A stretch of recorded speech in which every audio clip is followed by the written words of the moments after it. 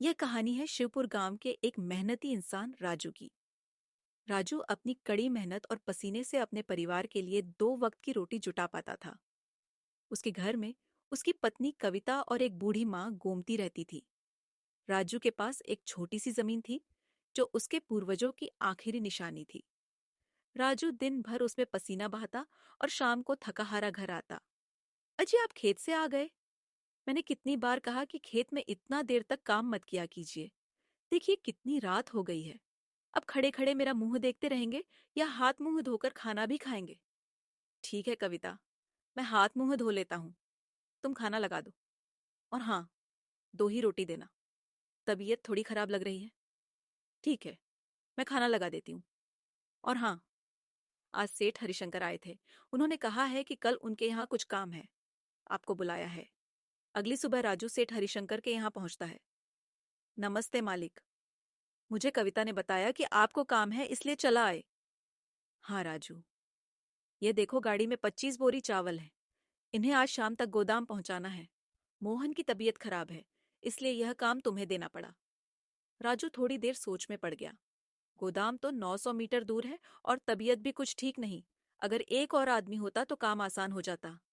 राजू, मुझे भरोसा है तुम पर और मैं पूरी मजदूरी दूंगा। बस काम आज ही खत्म कर दो। राजू काम पर लग गया। लगातार 6 घंटे में उसने 191 बोरी पहुंचा दी। छाले पड़ चुके थे, लेकिन हिम्मत नहीं हारी। शाम होते होते उसने सारी बोरियां रख दी। रात को सेठ हरिशंकर आए और बोले, राजू बोरियां ठीक से रखे। जी मालिक, एक भी छूटी नहीं। राजू ने मजदूरी मांगी तो पहले से टालने लगे, लेकिन राजू ने साफ कहा, गरीब आदमी की उम्मीद मजदूरी है। सेठ जी, थोड़ी देर में सेठ 40 रुपये लाकर दे देते हैं। राजू खुश होकर घर पहुंचता है। इतनी देर क्यों हो गई? हम तो निकल ही पड़ते। देखो कविता, ये 40 रुपये है मेरी मेहनत की कमाई। आज बहुत दूर तक बोरियां उठाई हैं, लेकिन अब हालात थोड़े सुधर जाएंगे। अगली सुबह राजू खेत में जाने लगता है। कविता मना करती है, लेकिन राजू कहता है, आज आराम करूंगा तो कल भूखा रहूंगा। खेत की जुताई जरूरी है। रास्ते में राजू का दोस्त नीरज मिलता है। अरे राजू, अभी भी मिट्टी में लिपटे हो? चलो मेरे साथ बाहर।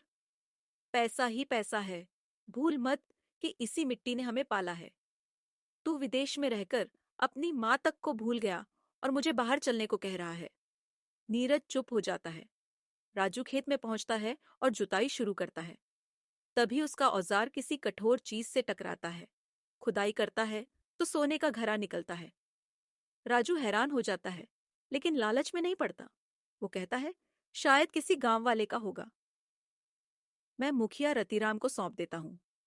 राजू गांव के लोगों से पूछता है, पहले भीमा काका, फिर मोहनलाल भाई से।